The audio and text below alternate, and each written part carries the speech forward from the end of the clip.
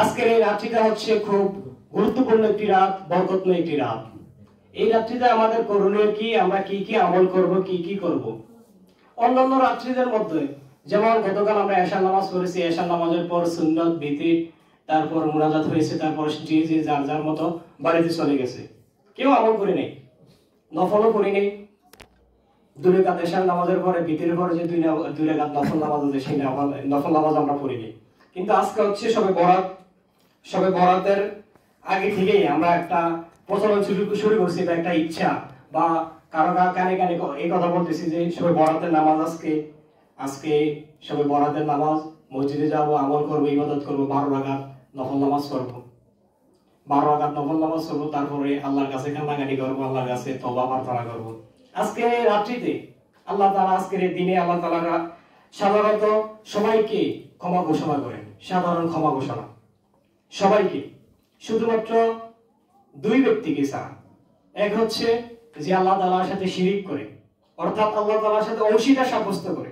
আপনি আল্লাহ মানছেন, তো কোন আল্লাহ লাগে, ইল্লাহ লাগে, কোনা এটা মানে প্রচলন একটা ভাষা, গ্রাম্য ভাষা, যে আল্লাহ লাগে, ইল্লাহ লাগে। এই যে কথাটা কইছেন, আপনি তো কইলেছেন কথাটা, আস্তাগফিরুল্লাহ, আল্লাহ মাফ করুক, এই কথার মধ্যে কিন্তু শিরিক। আল্লাহ লাগে, ইল্লাহ লাগে মানে কি? আল্লাহ মানবেন, ইল্লাহ মানবেন, মানে আল্লাহ কাম করে, ইল্লাহ কাম করে নাকি? আমরা যে কাজটা হইছে, সাকসেসফুল হইছে কাজটা, যদি আপনি মানেন তাহলে আল্লাহকে মানতে হবে। আপনি যদি বলেন যে আমি আল্লাহকে মানব না, তাহলে আপনি মুশরিক, কাফের। আপনি যদি বলেন যে না আল্লাহকে মানবো আমি, তারপরে মাজারে যাবো, গিয়ে মান্নত করবো, আল্লাহ আমাকে একটা সন্তান দাও। সন্তান দেওয়ার মালিক কে? একমাত্র সন্তান দেওয়ার মালিক কে? আল্লাহ। আল্লাহর কাছে চাইবেন। আল্লাহ আপনাকে সন্তান দান করবে কখন? যখন আপনার সময় হয়েছে। এখন সন্তান যদি আপনাকে দেয়, তাহলে আপনার জন্য কল্যাণকর হবে, তখন আপনাকে সন্তান দিবে। আপনি মাজারে এদিক সেদিক, তাবিজ তোমার এই সেই অনেক কিছু করতেছেন, শুধু একটা মাত্র সন্তান পাওয়ার আশায়। এই কথাটা বললাম কেন?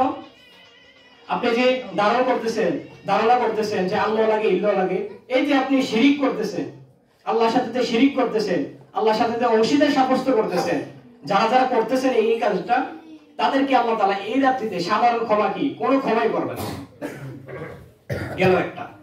দ্বিতীয় নাম্বার হচ্ছে যার মনের ভিতর হিংসা থাকবে, বিদ্বেষ থাকবে, তাকে আল্লাহ তাআলা এই রাত্রিতে ক্ষমা ঘোষণা করবেন না। সবাইকে তো যেমন সাধারণ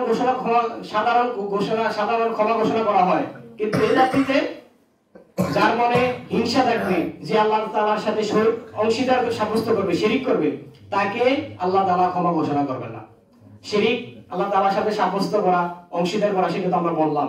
আর অনেক কিছু আছে, আমরা সকলেই জানি। তারপর আমরা আল্লাহ তাআলার সাথে সাব্যস্ত করি, আল্লাহ তাআলার সাথে অংশীদার সাব্যস্ত করি। দ্বিতীয় নম্বর হচ্ছে, যদি আপনার মনের ভিতরে যদি হিংসা থাকে, তাহলে এই রাত্রিতে আল্লাহ তাআলা আপনাকে ক্ষমা ঘোষণা করবে না। এখন আমরা ভালোই করে জানি যে আমাদের মনের ভিতরে কার মনের ভিতরে হিংসা কতটুকু আছে।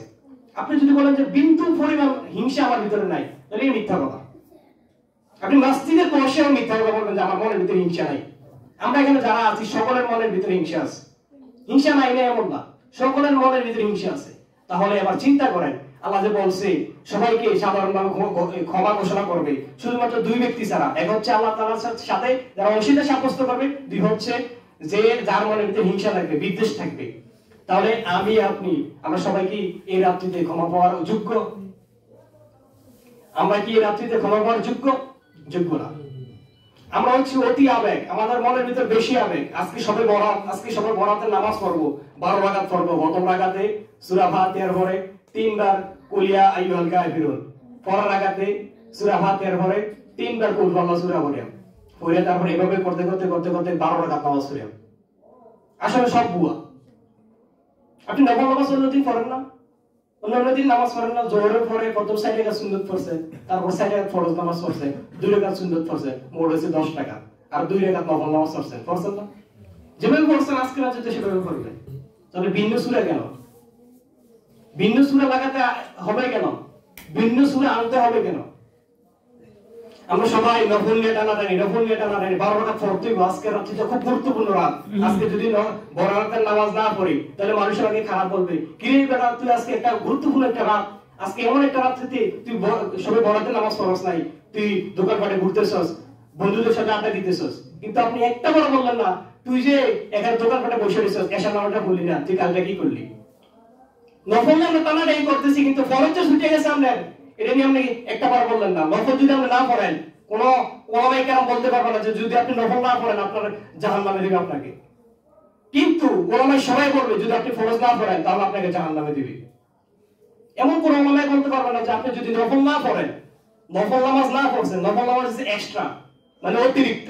যারা কি প্রবাসে যায়, নাইট ডিউটি করে বা ওভার ডিউটি করে না, যদি আপনার ডিউটি থেকে 12 ঘন্টা, আপনি আরো 2 ঘন্টা করলেন, মোট 14 ঘন্টা, এই ওভার ডিউটি করছেন যে 2 ঘন্টার টাকা আপনারে আলাদাভাবে দিবে। আপনার বেতন যেটা নির্ধারণ করা আছে, আবার যে 2 ঘন্টা ওভার চাকরি করছেন, ওভার ডিউটি করছেন, এই ওভার 2 ঘন্টার টাকা দিয়েছে আপনার মাস শেষে। এই সেম নফল নামাজটা হচ্ছে এমন, আল্লাহ তো আমার উপর, আপনার উপর, প্রত্যেকটা নরনারীর উপর 5 ওয়াক্ত নামাজ ফরজ করে দিয়েছেন। যে নফল নামাজগুলো দিয়েছে এগুলো কিন্তু ফরজ নাই, এগুলো হচ্ছে নফল। যদি আপনি পড়েন তাহলে এগুলো সব আল্লাহ তাআলা আপনাকে এক্সট্রা ভাবে দিবে, আলাদাভাবে দিবে। ফরজ, ফজর, যোহর, আসর, মাগরিব, এশার জন্য তো না সব দিবে, কিন্তু যদি আপনি ফজর, যোহরের পরে নফল 2 রাকাত পড়েন, আসরের পরে নফল পড়েন, মাগরিবের পরে পড়েন, এশারের পরে পড়েন, এগুলো সব আল্লাহ তাআলা আলাদাভাবে দিবে। যদি আপনি না পড়েন তাহলে কিন্তু আপনাকে আল্লাহ সওয়াব দিবে না। আল্লাহ এমনও বলে নাই যে আপনি যদি না পড়েন তাহলে আপনাকে জাহান্নামে দিবে। পড়ছেন আপনি পাবো, আপনি সওয়াব পাইছেন। কিন্তু আমরা যেভাবে নফল নামাজ নিয়ে টানাটানি করতেছি, নফল নামাজ নিয়ে এত কথা বলতেছি, কিন্তু আমরা যদি একটা বার ফরজ, যে জিনিসটা আমাদের উপর ফরজ করে দিছে, এই জিনিসটা দিয়ে কথা বলতাম, তাহলে আমার মনে হয় সবাই আগে ফরজের উপর গুরুত্বটা দিত। আগে আমাদের গুরুত্ব দিতে হবে ফরজের উপর, তারপরে নফল।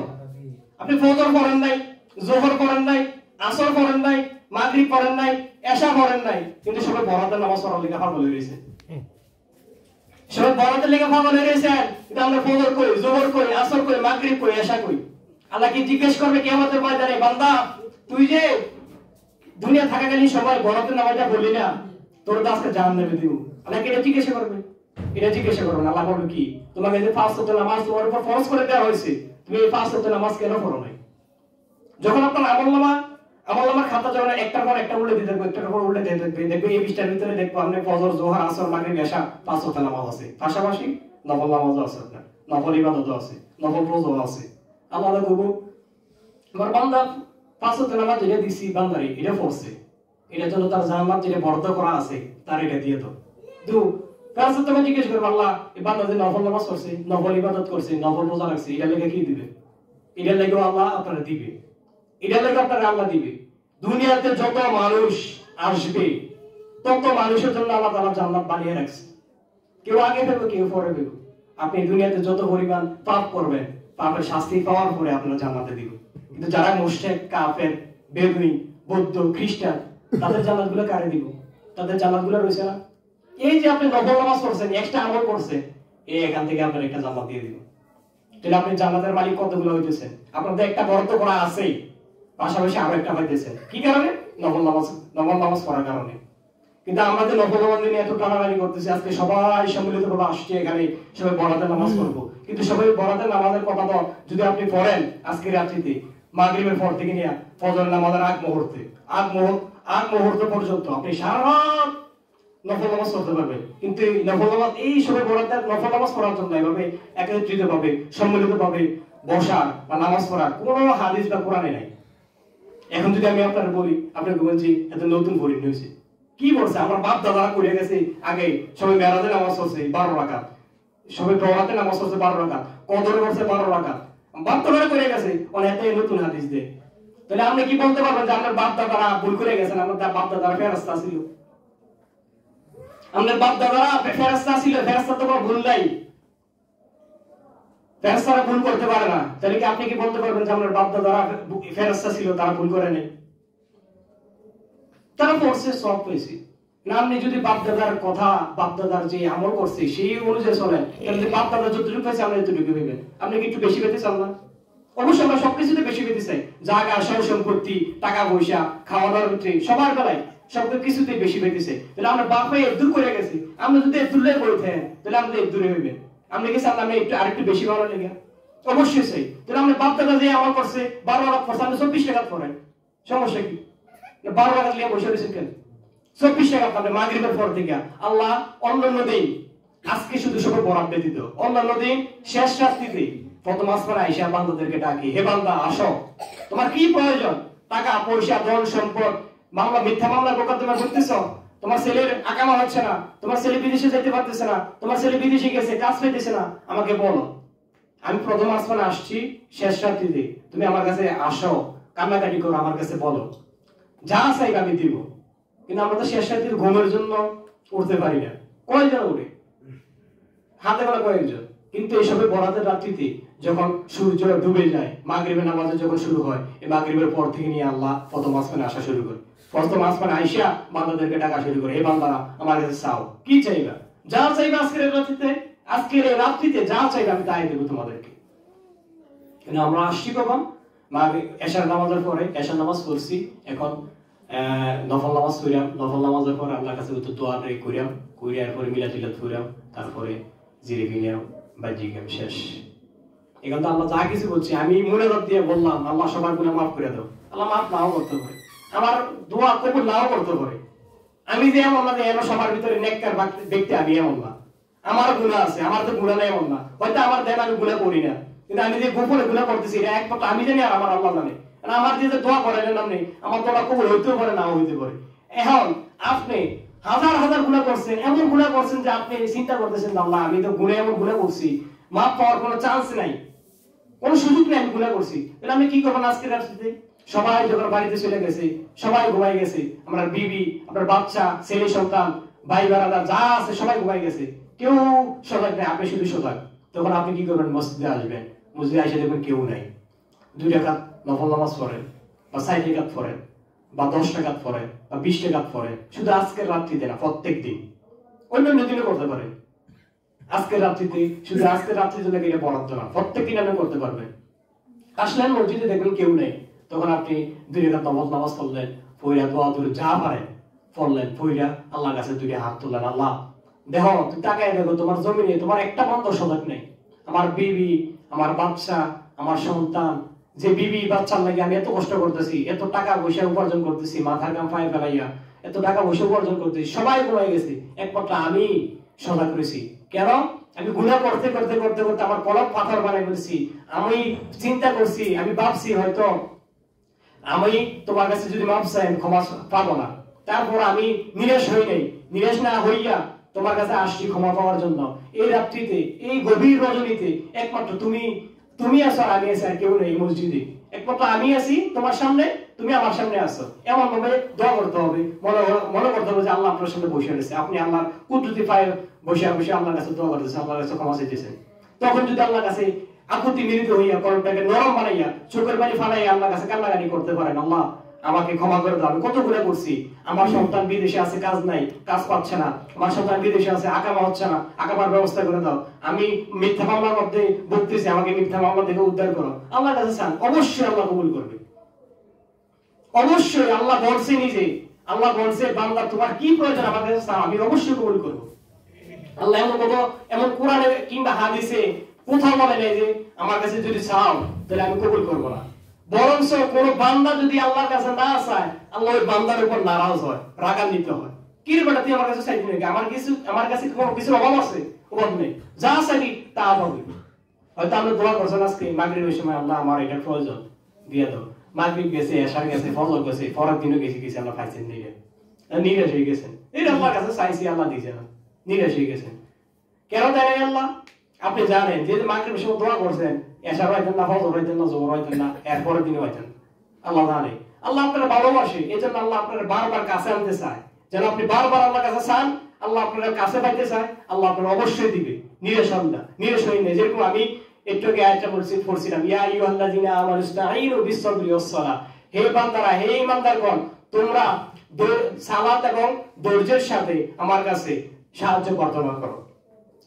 নামাজ এবং ধৈর্যের সাথে আমার কাছে সাহায্য প্রার্থনা করো। তাহলে কি লাগবে আমার কাছে যদি সাহায্য প্রার্থনা করতে চাই?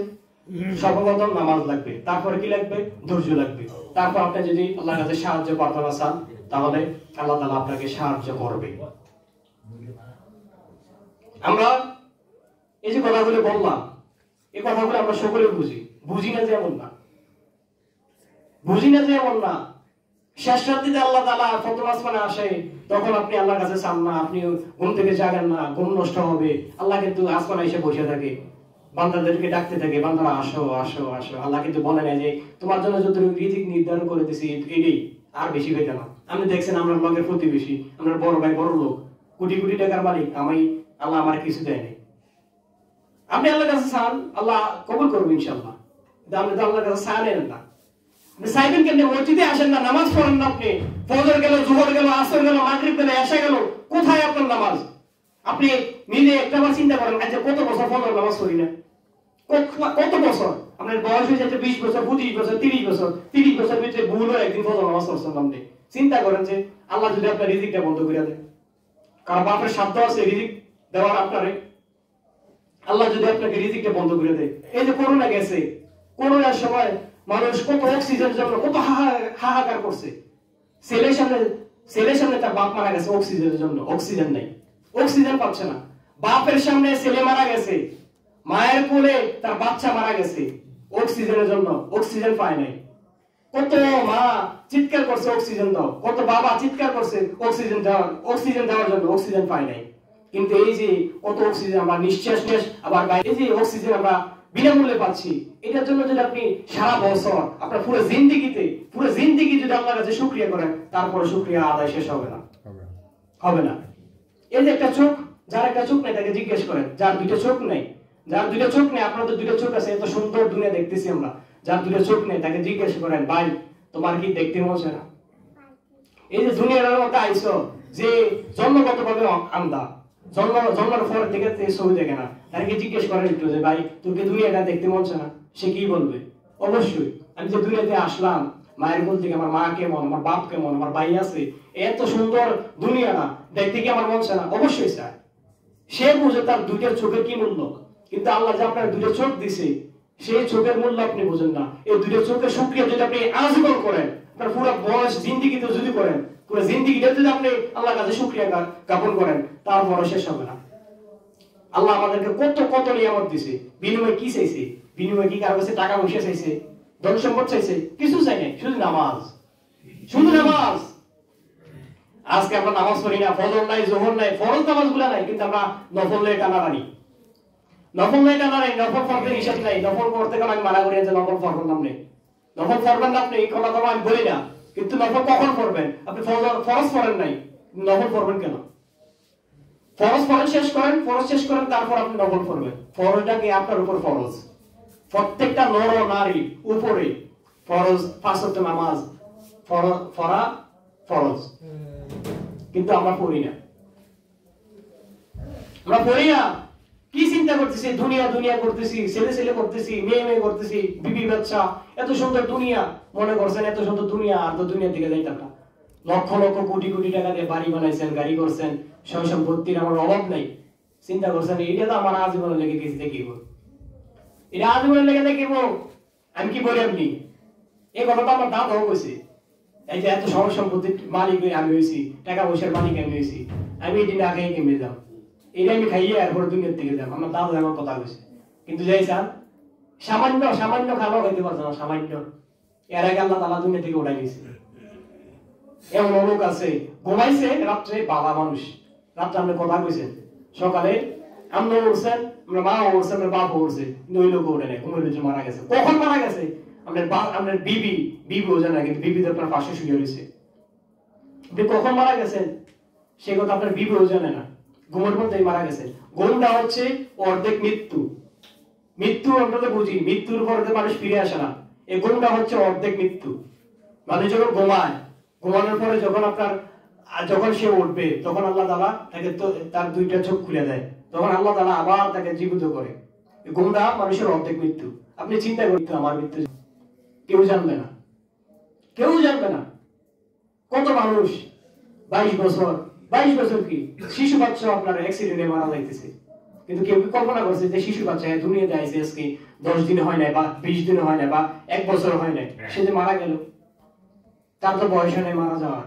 কিন্তু আপনি তো চিন্তা করতেছেন আপনি এখন জোয়ান আছেন, আমার বয়স হইব 70 যাইব, 80 যাইব, 90 যাইব, তারপরে দাড়ি উঠবো, দাড়ি ফাঁকবো, চুল ফাঁকবো, তারপর আপনি মরবে, এটা তো আমরা চিন্তা করতেছেন। আসলে সব মিথ্যা। গত কিছুদিন আগে আমাদের একজন সম্পর্কে যেটি হয় মারা গেছে, আপনারা সবাই জানাজা ছিলেন। আমি যখন কবরস্থানে গেলাম, কবরস্থানের উপরে যে মহিলা মানুষ মারা যাওয়ার পরে যখন কবরে দাফন করে, কবর যখন তারকে রাখা হয়, উপর দিয়ে একটা চাদর দিয়ে ধরে রেখে, আমি চাদরটা ধরছিলাম। চাদরটা ধরিয়া নিচের দিকে, কবরের নিচের দিকে, যে কবর যেখানে রাখে থাকে, যে লাশটাকে রাখে, ওই দিকে তাকায় একটা কথা চিন্তা করছি, হ্যাঁ রে, গতকালকে এই সময় সে বাড়িতে শুয়েছিল, আর আজকে এই সময় তাকে এমন একটা জায়গার মধ্যে শোয়াই দিতেছে যে জায়গা থেকে শোয়ানোর পরে সে কখনো ফিরে আসবে না। তার কি খাওয়া লাগবে, কি অসুবিধায় আছে, কি সমস্যা আছে, কেউ জানবে না। সে কি জাহান্নামে গেল নাকি জান্নাতে গেল সেটা আমরাও জানবো না। সে যদি কর্ম ভালো করে থাকে তাহলে অবশ্যই সে জান্নাতে যাবে, সে যদি কর্ম খারাপ করে থাকে অবশ্যই সে জাহান্নামে যাবে। তাহলে আমরা কি করতেছি? নামাজ বাদ দেওয়া যাবে না। যতই খারাপ কাজ করেন, আল্লাহ বলছে তুমি যদি পাপ করতে করতে ক্লান্ত হয়ে যাও, তাহলে মসজিদে আসো, আমি আল্লাহ তোমাকে ক্ষমা করতে ক্লান্ত হব না। পাপ করতে করতে যদি ক্লান্ত হয়ে যাও, ক্ষমা করতে আমি ক্লান্ত হব না। যতই পাপ করে, যতই ব্যস্ততা দেখান, যতই ব্যস্ততা থাকুক, আপনার নামাজটা আপনি ছাড়বেন না। ফজরে আপনি ঘুম থেকে উঠতে পারেন না সময় মতো, যে সময় আপনার জামাত শুরু হয়, উঠতে পারেন না, একটু দেরিতে উঠলেন, সূর্য এখনো উঠে নাই, আপনি নামাজটা আদায় করে দিবেন। নফল কাদা করে পড়েন। যোহর আপনি সময় মতো পড়তে পারলেন না, একটু পরে করে নিলেন। আসরের সময় মতো পড়তে পারলেন না, এভাবে নামাজের জন্য যদি আপনি ইচ্ছা করেন, যদি নামাজের জন্য আমি নামাজ পড়বো, একটু টার্গেট যদি থাকে যে আজকে ফজর নামাজ পড়বই, যতই সকালে আমাকে দোকান পার পাবেন, আমি আজকে ফজর নামাজ পড়বই, আপনি একদিন, 2 দিন, 3 দিন, 4 দিন দেখবেন আল্লাহ আপনার নিজেই ফজর নামাজের সময় আপনারা জায়গায় দিব। কিভাবে জায়গায় দিব আপনি নিজে করতে পারবেন না।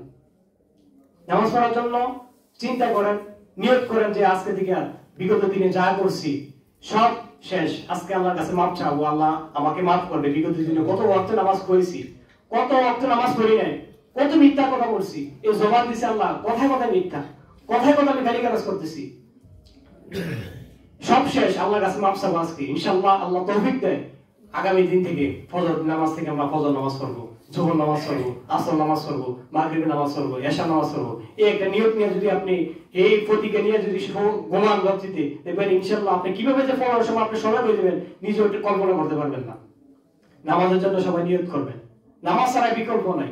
এই কবরে গেলে, অন্ধকার কবরে গেলে 3.5 হাত মাটির নিচে, 3.5 হাত মাটির নিচে গেলে এই নামাজেই নেক আমলে আপনাকে জান্নাতে নিয়ে যাবে, নেক আমলে আপনাকে জান্নাতে নিয়ে যাবে। আমি তো সবসময় বলি, যতবার আমি এখানে কথা বলার জন্য দাঁড়িয়েছি ততবার আমি অন্য কোনো কথা বলিনি, শুধু নামাজের কথা বলছি। যতবার বলছি, পরের দিন ফজর পর্যন্ত ভালো মুসল্লি ছিল, এরপর যোহর, আসর, মাগরিব, এশা থেকে আর মুসল্লি নেই, আবার 2 জন 3 জন 4 জন মুসল্লি নেই। আমরা তো সকলেই পারি নি, যত কাজে ব্যস্ততা থাকে। আমার এই মসজিদে নামাজ পড়তে হবে তেমন তো কোনো কথা নেই, কোনো হাদিসে নেই, কোরআনে নেই যে এই মসজিদে নামাজ পড়তে হবে, এই মসজিদে ছাড়া অন্য মসজিদে নামাজ পড়লে নামাজ হবে না। আপনি অন্য মসজিদে নামাজ পড়েন, সমস্যা নাই, নামাজ বাদ দিবেন না, নামাজ বাদ দেওয়া যাবে না। যতই কাজ করেন, যতই গুনাহ করেন, নামাজ বাদ দেওয়া যাবে না। নামাজ আপনার বন্ধু, নামাজটাকে আপনার বন্ধু বানাতে হবে, নামাজটাকে আপনি বন্ধু বানাতে হবে। আর কিছু বেসিক কথা আমাদের এই মসজিদে মুসল্লিদের জন্য, আমরা মসজিদে ঢোকার সাথে সাথে আমরা সালাম দিই, আসসালামু আলাইকুম। মসজিদে যারা থাকে তাদেরকে সালাম দেই, তাদেরকে উদ্দেশ্য করে। কিন্তু মসজিদে ঢোকার সাথে সাথে সালামের কথা নাই, ঢোকার সাথে সাথে আপনি মসজিদে দোয়া করবেন। ঢোকার যে দোয়া আছে, দোয়া পড়ার পরে তারপর আপনি সালাম দিবেন। দোয়া পড়ার ঢোকার সময় আল্লাহুম্মা ইফতাহ লি আবওয়াবা রাহমাতিক, বাইরে হওয়ার সময় আল্লাহুম্মা ইন্নী আসআলুকা মিন ফাদলিক, হে আল্লাহ আপনি আমার ভাগ্যকে খুলে দেন, হে আল্লাহ আপনি আমাকে অনুগ্রহ, হে আল্লাহ আমি আপনার অনুগ্রহ কামনা করছি। আগে মসজিদে দোয়া করবেন, তারপরে সালাম দিবেন। তবে হ্যাঁ, মসজিদে ঢোকার পরে যদি আপনি দেখতেছেন সবাই নামাজ পড়তেছে, সবাই কম বেশ নামাজ পড়তেছে, তবে আপনি সালাম দিবেন কাকে? সবাই তো নামাজ পড়তেছে, আপনি একজন নামাজি ছাড়া যদি আপনি নামাজি লোককে সালাম দেন, দিতে পারবেন না। মসজিদে ঢুকছেন, দেখছেন একজন লোক নামাজ পড়তেছে, তাকে তো সালাম দিতে পারবেন না আপনি। এই জিনিসটা আমরা খেয়াল করবো। আরেকটা বিষয় হচ্ছে, মসজিদে আসার পর আমরা দুনিয়াবি যত কথা আছে, আপনার খেতে দান কেরম হয়েছে, 1 মণ হয়েছে না 1.5 মণ হয়েছে, কোনবার আচ্ছা লাউ খেত করছেন, লাউ খেতে কি লাউ বেশি হয়েছে, কুমড়া করছেন বেশি হয়েছে না কম হয়েছে, যত কথা আছে মসজিদের মধ্যে। মসজিদে কিছু মসজিদে দেখবেন যে মসজিদের টাইলসের মধ্যে লেখা থাকে মসজিদের দুনিয়াবি কথা বলা নিষেধ, দুনিয়াবি মানে কি? দুনিয়ার যত কথা আছে সব নিষেধ। মসজিদে যদি আপনি পরকালের চিন্তা করেন, অথবা একটা আমল আখলাকের কথা বলছেন, অথবা যদি বলেন যে আমি তো সূরা ফাতিহা পারি না ভাই, তুই পারছ, আমি কইতেছি দেখছো আমারটা হয় কিনা, বললেন, এগুলো কোনো সমস্যা নেই। মসজিদে এই কথা, এই সমস্ত কথাগুলো বলতে পারবেন, জায়েজ আছে। আপনি এই পরকাল নিয়ে একটু আলাপ আলোচনা করছেন, আর একজন আরেকজনের সাথে ডিসকাস করছেন, ভাই পরকাল তো এমন হবে, জান্নাত তো এমন হবে, জাহান্নাম তো এমন হবে, এগুলো নিয়ে চিন্তা করলেন, কথা বললেন, পরামর্শ করলেন, এগুলো ঠিক আছে, বলতে পারবেন। কিন্তু মসজিদে আসার পরে আমরা এখানে দান হয়েছে না, রোয়া ভালো হয়েছে না, সাত দিতে পারছেন না, সময় নেই, সময় গেছি। মসজিদ কি দেখো, আসলে মসজিদটা কি এই জিনিসটা, মসজিদ কি এই জন্য বানাইছি আপনি যত দুনিয়ার কথা আছে এটার মধ্যে বলবেন। আপনি যদি এই সমস্ত আলাপ আলোচনা করেন, এখানে গামলা দেওয়া আছে, কি সুন্দর সিঁড়ি আছে, দুই পাশে টাইলস করা আছে, যে মসজিদে ওযু করার লেগে টাইলস দিয়েছে, কি সুন্দর বসার জন্য জায়গা দিয়েছে, এখানে বসে বসে যত কথা আছে এখানে বলেন। মসজিদে কি ভাই,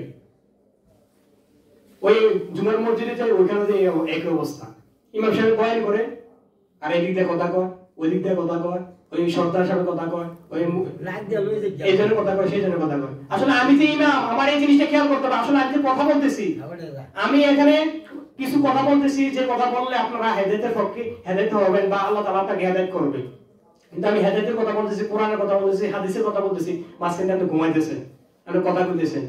আসলে আমার এই বয়ানগুলো বলে কি লাভ? এই কথাগুলো বলে কি লাভ? আমি যদি আগে সচেতন না হই, আমি যদি আমার মুসল্লিদেরকে না বলি, তাহলে যদি কাল কিয়ামতের দিন, কিয়ামতের ময়দানে আমাকে আগে জবাবদিহিতা করতে হবে। আপনি নিজে তো বলবেন, হুজুর আমি জানতাম না মসজিদে কথা বলে গুনাহ হয় না, সওয়াব হয়। কিন্তু আপনি তো জানতেন মসজিদে কথা বলে গুনাহ হয়, আপনি তো একটা বার আমার বলেন নাই। আল্লাহ আমি জানি না, এই হুজুর জানতো, হুজুর বলে নাই। এখন হুজুরে যত আমি যদি জান্নাতে যাই, আমি হুজুর নিয়ে জান্নাতে যাব।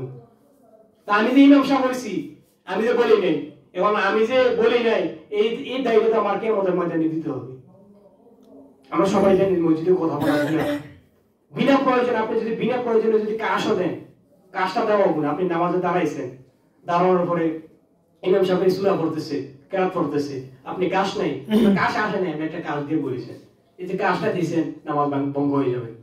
বিনা ওজরে কাশা, নামাজ ভঙ্গের যে কারণ আছে, বিনা ওজরে কাশা, বিনা ওজর ছাড়া যদি আপনি কাশ দেন, তাহলে আপনার নামাজ ভঙ্গ হয়ে যাবে। আমরা তো কত ওজর ছাড়া কাশ দিতেছি, নামাজে খাইছেন, চুল খেতেছি, নাক খাইছে, এদিকে চাই এদিকে চাই, আসলে এগুলো কোনো নামাজ না। আপনি চিন্তা করতে হবে, আপনার সামনে, আপনি আল্লাহর সামনে দাঁড়ায় রয়েছেন, আপনি সেজদা করবেন আল্লাহর কুদরতি ফায়ে, আল্লাহর কুদরতি ফায়ে যদি আপনি সেজদা করেন, তাহলে আল্লাহর সামনে কিভাবে এত বেয়াদবি। মসজিদে আসছেন সবার শেষে, এমন মুসলিম আছে আমি দেখি, ফজর টাইমে সবার শেষে, আমরা যখন নামাজ সালাম ফিরে তাসবিহ তাহলিল শেষ করে যখন সূরা হাসর পড়ি, এমন টাইমে এক লোক আইয়ে, এমন মানুষ আসে আইসা সাইডে ফুরে আবার গেছে আইসে সবার শেষে, গেছে সবার আগে গেছে। এই যে ব্যস্ততা আপনি কারে দিয়েছেন? দুনিয়ার কোনো মানুষকে দেখান নাই, দেখাইছেন কেন? আল্লাহরে আপনি ব্যস্ততা দেখাইতেছেন। আল্লাহ যদি আমরা একদিন ধরে, তাহলে আপনি কি পার পাইবেন? অবশ্যই না। আল্লাহ ধরা বড় সত্যতা। আল্লাহ যদি একদিন ধরে, তাহলে আপনি জীবনে ছুটতে পারবেন না। মসজিদে আসছেন সবার শেষে, চেষ্টা করবেন মসজিদে সবার আগে আসার জন্য, চেষ্টা করবেন মসজিদে সবার শেষে যাওয়ার জন্য। যতক্ষণে মসজিদে বসে থাকবেন, ততক্ষণে আপনার আমলনামায় নেকি লিখতে থাকবে ফেরেশতারা, ততক্ষণ আপনার আমলনামায় নেকি লিখতে থাকবে। এখানে এই যে আমরা এখানে বসে রয়েছি, আমি কিছু কথা বলতেছি, আপনারা কিছু শুনতেছেন, কারো কোনো গুনাহ হচ্ছে না, সকলে আমলনামায় নেকি লেখা হচ্ছে। আপনি এখান থেকে বাইর হন, আপনার আমলনামায় নেকি লেখা হবে না। মসজিদ এমন একটা ঘর, সেই ঘরে এসে আমরা দুনিয়ার যত আজগুবি কথা আছে এসব তোলা বলতেছি। গেল এটা। আর একটা কথা হচ্ছে, আমরা যখন দাঁড়াই নামাজের জন্য, ইমাম সাহেব মুয়াজ্জিন সাহেব যখন ইকামত দেয়, ইমাম সাহেব ওই দিক দিয়ে আল্লাহু আকবার বলে, আমরা কাতারবদ্ধভাবে দাঁড়াই। কাতারটা আমরা ঠিক মতো করতে পারি না। আমরা নামাজ পড়ি যে মুসলিম দাবি করি, আমি 5 ওয়াক্ত নামাজ পড়ি, কাতারটা আজ পর্যন্ত আমরা ঠিক করতে, আজ পর্যন্ত এখনো কারো কাতার শুরু হয় না। আপনি কারাইছেন এনো, আরেকজন কারাইছে পিছে, আরেকজন আপনি কারাইছেন এনো, আরেকজন কারাইছে এনো, একটা নামাজের মধ্যে একজন, আরেকটা নামাজের মধ্যে আরেকজন, আরেকটা নামাজের মধ্যে আরেকজন। এই যে মাঝখানে ফাঁকা ফাঁকা রাখছেন, আপনার নামাজ হবে না। আপনার তো নামাজ হবে না, আমারও নামাজ হবে না, এই ইমাম এবং কি মুসল্লি কারো নামাজ হবে না। আমি যদি না বলি যে আপনারা যেভাবে দাঁড়াইছেন, দাঁড়ানো হয় নাই, একজনের এসে আরেকজন লাগতে হবে। একজনের যে পায়ের যে এই জায়গা আছে, এই কান অ্যাঙ্গেল আছে, আরেকজনের পায়ের কান অ্যাঙ্গেল লাগতে হবে। আপনার এই বডি আরেকজনের বডির সাথে লাগতে হবে, তারপর আপনার কাতার শুরু হবে, তারপর আপনার কাতারে দাঁড়ানো হবে। আর আপনি দাঁড়াইছেন এখানে, আরেকজন দাঁড়াইছে আরেকজন দাঁড়াইছে, হ্যাঁ নামাজ হবে না। শুধু আমি বলিনি, আপনি অন্য আলেমকে জিজ্ঞাসা করেন, হুজুর আমি এক মুসল্লাত দাঁড়াইছি, 5-6 জন আরেক মুসল্লা দাঁড়াইছে, এরপর আরেকজন মুসল্লা আরেকজন দাঁড়াইছে, 3 জনে 3 মুসল্লা দাঁড়াইছে, আসলে নামাজটা হইব কিনা সে বলবো হবে না। এই জিনিসগুলো খেয়াল রাখবেন। মসজিদে আসবেন, নামাজ পড়বেন। এই যে এত কষ্ট করে আইছেন, এখানে কিছু সময় ব্যয় করতেছেন, এই ব্যয়টা শেষ পর্যন্ত মসজিদে বাইর হওয়ার পর যদি জানতে পারেন যে এই যে 1.5 ঘন্টায় ওইখানে বসেছিলাম মসজিদে, 1.5 ঘন্টায় পাও কোনো কাজে লাগে না, তাহলে আপনার কেমন লাগবে? আসলে আপনার কেমন লাগবে? খারাপ লাগবে। আরে 1.5 ঘন্টাকে ব্যয় করে এলাম, আমি তো কোনো নেকিও পাইনি, আফসোস থাকবে ভিতরে।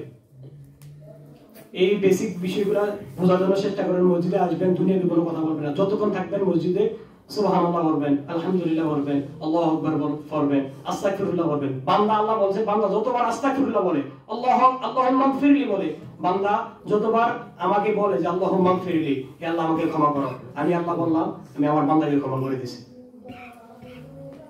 আল্লাহুম্মা গফিরলি, হে আল্লাহ আমাকে ক্ষমা করো, আল্লাহুম্মা গফিরলি, হে আল্লাহ আমাকে ক্ষমা করো। আপনি যদি মসজিদে বসে যদি 5 মিনিটে 100 বার যদি বলেন আল্লাহর কাছে যে আল্লাহ আমাকে ক্ষমা করো, হে আল্লাহ আমাকে ক্ষমা করো, আল্লাহ যদি আপনি 100 বার বলেন, আল্লাহ যদি আপনি 100 বার বলেন যে আল্লাহ আমাকে ক্ষমা করো, আল্লাহ কি আপনার ডাকে সাড়া দিবে না? অবশ্যই দিবে। আপনি যদি খালিস নিয়তে একবার আল্লাহকে ডাকেন, একবার আল্লাহ আপনার এটাকে সাড়া দিবে। আপনি যদি খালিস নিয়ত নেই, আপনার মন থাকবে অন্যদিকে, আপনি আল্লাহর যতবার ডাকবেন লাভ হবে না। এই বেসিক বিষয়গুলো আমরা বোঝার জন্য চেষ্টা করবো। মসজিদে আসবো, নামাজ পড়বো, যে কথাগুলো বললাম সেই কথাগুলোর উপর যেন আমল করতে পারি, সেই তৌফিক যেন আল্লাহ তাআলা আমাদেরকে দেয়। সকল বলে আমিন। আর আমরা অনেকে নামাজের সূরা কিরাত কিভাবে পড়তে হয় সহি শুদ্ধভাবে সেগুলো জানি না। নামাজ কিভাবে পড়তে হয়, রুকু হয় না আমাদের, সিজদা হয় না আমাদের। নবী করিম সাল্লাল্লাহু আলাইহি ওয়াসাল্লাম একদিন সাহাবায়ে কেরামদের সাথে এভাবে মজলিসে বসেছিলেন, কিছু কথা বলতেছিলেন। তখন সাহাবায়ে কেরাম নবী করিম সাল্লাল্লাহু আলাইহি ওয়াসাল্লামকে বলতেছেন, হে রাসূলুল্লাহ সাল্লাল্লাহু আলাইহি ওয়াসাল্লাম, সবচেয়ে বড় সূরা কি? সবচেয়ে বড় সূরা কি? নবী করিম সাল্লাল্লাহু আলাইহি ওয়াসাল্লাম বলেন, সবচেয়ে বড় সূরা ওই ব্যক্তি যে রুকু সিজদা ভালো করে দেয় না, রুকু সিজদাতে চুরি করে। তো রুকু সিজদাতে চুরি করে কেমনে? এবার সবার মনে একটা প্রশ্ন আসতে পারে না যে রুকু সিজদাতে আবার চুরি করে কেমনে? রুকু আমি দিতে সুন্দরভাবে এমন করে রুকু দেয় এমনি গাড়িতে। আপনি এমন ভাবে রুকু দিতে হবে, আপনার ফিটের মধ্যে যেন একটা ছায়ের কাপের মধ্যে ছায়া থাকবে। আপনার ফিটের মধ্যে যদি ছায়ের কাপড় রাখা হয়, ছায়ের কাপড় যেন নড়াচড়া না করতে পারে, এমন ভাবে দাঁড়াতে হবে, এমন ভাবে রুকু দিতে হবে। আপনি যে দেখতেছেন ছায়ের কাপড় থাকবো নি, থাকতো না। এমন ভাবে সেজদা দিতে হবে, সেজদা দিলে যেন আপনার এই যে সেজদা দিয়ে দিচ্ছেন, আপনার যে পেট এবং কি জমিন এখান দিয়ে যেন একটা বকরি যাইতে পারে, এমন করে সেজদা দিতে হবে। আসলে আমরা কতজন বলতে পারবো আমাদের সেজদা হচ্ছে কিনা, আমাদের রুকু হচ্ছে কিনা? এগুলো বললে অনেক রকমের কথা বলি। আমরা মিলাদ পড়তেছি, নবীর আশেক আমরা মিলাদ পড়তেছি, মিলাদ আমরা সুন্দরভাবে পড়তে পারি না। আল্লাহুম্মা সাল্লি আলা মুহাম্মাদ ওয়া আলা আলি মুহাম্মাদ, এগুলো হচ্ছে নবীর দুরূদ। আর আমরা বেসিক যে দুরূদগুলো পড়ি, মিলাদ পড়ি, আল্লাহুম্মা সাল্লি আলা সাইয়্যিদিনা মুহাম্মাদ, সাইয়্যিদানা মাওলানা, কিভাবে যে পড়তেছি নবীর সামনে বেয়াদবি হইতেছে, কিন্তু আমরা এই বিষয়গুলো ভাবতেছি না, চিন্তা করতেছি না। কেন করতেছি? দাঁড়ায় নবীর সালাম দিতেছি, আমরা একত্রভাবে দাঁড়াবো যে নবীর উপর সালাম দিতেছি, নবীকে সালাম দিতেছি, এমন ভাবে দাঁড়াবো যে আল্লাহ সাহাবায়ে কেরামরা ফেরেশতারা যেন আমাদের সালামটা নবী করিম সাল্লাল্লাহু আলাইহি ওয়াসাল্লাম রোজে মুবারক সোনার মদিনায় পৌঁছায় দেয়। কিন্তু আমরা এমন ভাবে নবীর উপর দরুদ দিতেছি, সালাম করতেছি, এগুলা বেয়াদবি হইতেছে নবীর শানে। যদি নবীর উপর দরুদ পড়তে হয় তাহলে আপনি সহি শুদ্ধভাবে, সুন্দরভাবে, ভালোভাবে, সঠিকভাবে পড়বেন। নবীর উপর দরুদ সালাম পেশ করা, নবীর উপর মিলাদ কিয়াম করা, এরকম তামাশা নয়, শয়তানি নয়, শয়তানি নয়। বেশি বেশি করে আস্তাগফিরুল্লাহ পড়বেন, ইস্তিগফার পড়বেন, আস্তাগফিরুল্লাহ, বেশি বেশি করে নবীর উপর দরুদ পড়বেন। আল্লাহুম্মা সাল্লি আলা মুহাম্মাদ, সবচেয়ে ছোট দরুদ, আল্লাহুম্মা সাল্লি আলা মুহাম্মাদ, আল্লাহুম্মা সাল্লি আলা মুহাম্মাদ, আল্লাহুম্মা সাল্লি আলা মুহাম্মাদ। বসে আছেন, কাজ দেয়, বসে এটা বলেন আল্লাহুম্মা সাল্লি আলা মুহাম্মাদ। এই দরুদ পড়লে লাভ কি? আল্লাহ তাআলা ফেরেশতাদেরকে জিজ্ঞাসা করবে, হে ফেরেশতারা, হে আমার ফেরেশতারা, এই মুহূর্তে শেষ রাত্রিতে, অর্থাৎ যে সময় তাহাজ্জুদের সময় হয়, আল্লাহ তাআলা জিজ্ঞাসা করবে ফেরেশতাদেরকে, হে ফেরেশতারা, এই মুহূর্তে পুরো পৃথিবীতে কতজন বান্দা তাহাজ্জুদে নামাজ পড়তেছে? ফেরেশতারা বলবে যে আল্লাহ এত হাজার মানুষ তাহাজ্জুদে নামাজ পড়তেছে। তারা কি চাইতেছে? আল্লাহ কারো বাড়ি নাই, কারো গাড়ি নাই, কারো টাকা নাই, কারো পয়সা নাই, কারো এই সমস্যা, কারো এই সমস্যা, কারো এই বিভিন্ন রকমের সমস্যা লাগবে। এই সমস্যা সমাধানের জন্য আল্লাহ আপনার কাছে প্রার্থনা করতেছে। তখন আল্লাহ বলবে, আমার নবীর উপরে কয়জন বান্দা এই মুহূর্তে দরুদ পড়তেছে? ফেরেশতারা বলবে আল্লাহ এত সংখ্যক লোক বান্দা আমার নবীর উপরে দরুদ পড়তেছে। তখন আল্লাহ বলবে এই যে তাহাজ্জুদ নামাজ পড়তে যারা আইছে তারা যারা যা যা চায় সবকিছু আমার ওই বান্দারে দিয়ে যাও যে বান্দা আমার নবীর উপর দরুদ পড়তেছে। কিন্তু ওই বান্দা কিন্তু আল্লাহর কাছে চায় না আল্লাহ আমার টাকা লাগবে, পয়সা লাগবে, গাড়ি লাগবে, বাড়ি লাগবে, কিছু চায় না। শুধু ওই বান্দা নবীর উপর দরুদ পড়তেছে, কিছু চায় নাই। আর আপনি দরুদ নাই, কিছু নাই, তাহাজ্জুদ যত ওয়াক্ত নামাজ পড়েন, তাহাজ্জুদ পড়েন, আপনার তো দিবে আল্লাহ, কিন্তু আপনার দেওয়ার আগে ওই বান্দার উপর, ওই বান্দার আগে দিবে। কেননা ওই বান্দা অন্য বান্দা আল্লাহর নবীর উপর দরুদ পড়তেছে, স্বয়ং আল্লাহ নবীর উপর দরুদ পড়ে। আর আপনি নবী, আপনি সৃষ্টিগুলোর মাখলুকাত হয়ে কেন দরুদ পড়তে পারবেন না? তাহলে বেশি বেশি আমরা দরুদ পড়বো। ইয়া নবী সাল্লাল্লাহু আলাইহি আল্লাহুম্মা সাল্লি আলা মুহাম্মদ, এগুলো তো পড়ি আমরা, যেরকম মিলাদ হয়, মিলাদ মাহফিল এগুলো পড়ি। কিন্তু অবশ্য অন্যান্য সময় এগুলো পড়ি না, আমরা মিলাদের আয়োজন করি না, জিরিবের আয়োজন করি না। তখন আমরা কি করবো? সবচেয়ে ছোট দরুদ, আল্লাহুম্মা সাল্লি আলা মুহাম্মদ অথবা সাল্লাল্লাহু আলাইহি সাল্লাম, সাল্লাল্লাহু আলাইহি সাল্লাম, সাল্লাল্লাহু আলাইহি সাল্লাম, অথবা দরুদ ইব্রাহিম যারা পারি আল্লাহুম্মা সাল্লি আলা মুহাম্মদ ওয়া আলা আলি মুহাম্মদ, এগুলো পড়বো। যত বেশি দরুদ পড়বেন আপনার রিজিক কখন কোন থেকে আসতেছে আপনি নিজে কল্পনা করতে পারবেন না। কখন কোথা থেকে আসতেছে রিজিক সেটা আপনি নিজে কল্পনা করতে পারবেন না। শুধু আপনি আল্লাহর কাজ করেন, দেখবেন আল্লাহ আপনার কাজ করবেন। আপনি যদি সর্বক্ষণ 24 ঘন্টা আল্লাহর কাজই করেন, আল্লাহর কাজ করেন, আল্লাহর কাজ করেন, আল্লাহ কি আপনার অভাব অনটন দূর করবে না? আল্লাহ কি আপনার কি অভাব এটা কি দূর করবে না? আল্লাহ কি আপনার কি প্রয়োজন এটা আল্লাহ কি আপনাকে দিবে না? অবশ্যই দিবে, অবশ্যই দিবে। সেজন্য আমরা বেশি বেশি করে নবীর উপর দরুদ পড়বো, 5 ওয়াক্ত নামাজ জামাতের সহিত আদায় করব। জামাতের সহিত না পারছি পরে আমরা কাজা করে পড়বো। তারপর নামাজ ছাড়া যাবে না, নামাজ ছাড়া যাবে না, আপনার নামাজ পড়তে হবে। 5 ওয়াক্ত নামাজ জামাতের সহিত আদায় করবো। সামনে রমজান আসতেছে, অল্প কিছুদিন পরেই আমাদের রমজান আমাদের সামনে আসতেছে। রমজানে 30টা রোজা যেন আমরা রাখতে পারি। সকলে আল্লাহ তাআলার কাছে দোয়া করবো যে আল্লাহ তাআলা যেন আমাদেরকে রমজানে 30টা রোজা রাখার জন্য তৌফিক দেয়। আর যারা নামাজ পড়ে না, নামাজ পড়েন অবশ্যই। রমজান মাসে এমন মুসল্লি আসবে মসজিদে যাদেরকে বিগত বছর দেখা যায় নাই। এগুলো দেখে মানুষের টিটকারি মারবো, এই যে রোজা আইছে এতে নামাজ পড়তে আইছে, টিটকারি মারবেন না। রমজান আসে মানুষের পরিবর্তনের জন্য। এখন রমজানে আইসা যদি একটা মানুষ পরিবর্তন হয় নামাজ পড়ে, আপনি যদি টিটকারি মারেন, কথা বলেন যে এত বছর নামাজ পড়ছ তা রোজা ভিতরে আইসা নামাজ পড়তি, এত তো পরের বার আর আইতে না, এগুলো বলবেন না। যেতে মসজিদে আইয়া না চেষ্টা করেন তারা কেমনি মসজিদে আনান যায়। মসজিদে এতে আইসে না 30 দিন পরে একদিন আইসে মসজিদে, এতে যদি কিছু কন এতে তো এর পরের দিনে আর আইতে না। এগুলো আমরা মনে রাখবো ইনশাআল্লাহ। আল্লাহ তাআলা যে কথাগুলো বললাম সেই কথাগুলোর উপর আমল করার তৌফিক দান করে সকলে বলে আমিন। আর নফল নামাজের যে বিষয়টা আপনারা চাইলে এখন পড়তে পারেন, তবে সবচেয়ে ভালো যে জিনিসটা যেগুলো কোরআন হাদিসে আছে সেটা হচ্ছে নিরিবিলি একান্তই আপনি থাকবেন আর আপনার আল্লাহ থাকবে। সেখানে কোনো মানুষ থাকবে না, দ্বিতীয় কোনো মানুষ থাকবে না, আপনি আর আপনার আল্লাহ। আপনি নামাজ পড়তেছেন, আপনি আছেন, আপনার আল্লাহ আছে, কেউ নাই, আপনার বিবি নেই, বাচ্চা নাই, আপনার সহপাঠীর কেউ নেই। নামাজ পড়তেছেন, নফল নামাজ পড়তেছেন, আপনার যা কিছু প্রয়োজন আল্লাহর কাছে বলতেছেন। এখন আমি দোয়া করলাম, আমার দোয়া কদ্দুর আল্লাহ কবুল করার না করে আপনার প্রয়োজনের কথা বলতে পারলাম না বললাম, কিন্তু সবার নাম ধরে বলি আল্লাহ অমুকের এটা প্রয়োজন, অমুকের এটা প্রয়োজন, কতজনের নাম ধরে বললাম। মানে আপনার সবচেয়ে ভালো যেটা পুরো হাদিস আর দলিল যেটা, যদি আপনি নফল নামাজ পড়েনি 12 রাকাত, 14 রাকাত, 2 রাকাত, 4 রাকাত, দেখেন আমরা 2 রাকাত নামাজ পড়ে সুন্দরভাবে যদি সহি শুদ্ধভাবে যদি 2 রাকাত নামাজ পড়েন, আল্লাহ যদি এই 2 রাকাত কবুল করে নেয়, এটাই যথেষ্ট। আপনারা যদি অশুদ্ধভাবে 12 রাকাত না 24-36 রাকাত যদি পড়েন, আল্লাহ যদি কবুল না করে তাহলে লাভ হবে না। তাহলে সবচেয়ে বেটার যেটা হবে, যেটা সবচেয়ে ভালো, যে কোরআন হাদিসে আর দলিল কোরআন হাদিসে আছে, সেটা হচ্ছে একাকীভাবে মিলাদ হবে। মিলাদ হওয়ার পরে কেউ যাবেন না, মিলাদ হওয়ার পরে কেউ যাবেন না। হয়তো এখন এমন লোক বলতে পারবে যে মিলাদের পরে কেউ নামাজ পড়ে না, নামাজ না বলে এত ত্যাগের ব্যাপার। নফল নামাজ এমন আছে দরকার হাতের নামাজ পড়তেই। যদি আপনি যদি হাতের উপর জোর খাটান তাহলে ফরজের বেলা খাটাইলেন, যে তুই ফরজ নামাজ পড়তি না গেলি, তুই মুসলমান না। তুই যদি ফরজ নামাজ না পড়স তাহলে তোর লোক কোনো কথা নাই, তোর দোয়া না যাইতাম না, তোর লোক কোনো কথা নাই, তোর লোক কোনো আত্মীয়তার সম্পর্ক নাই। কেন? তুই নামাজ পড়স না।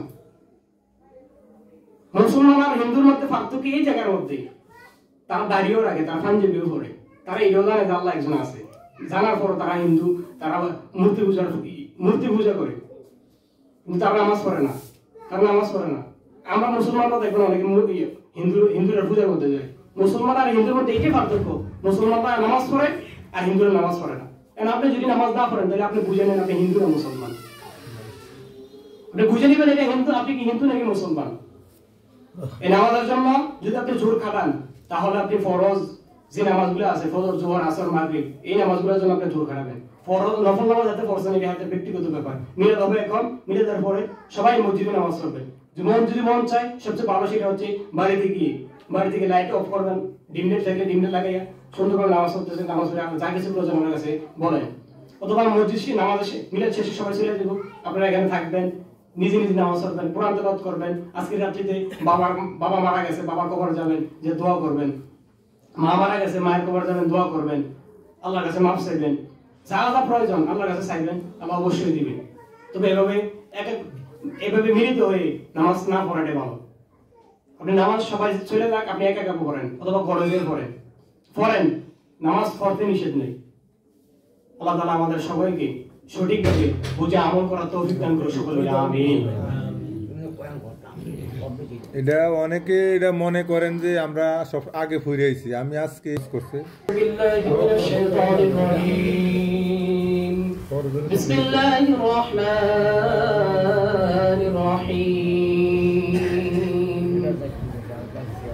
ما كان محمد أبا أحد من رجالكم ولكن رسول الله وخاتم النبيين وكان الله بكل شيء عليما.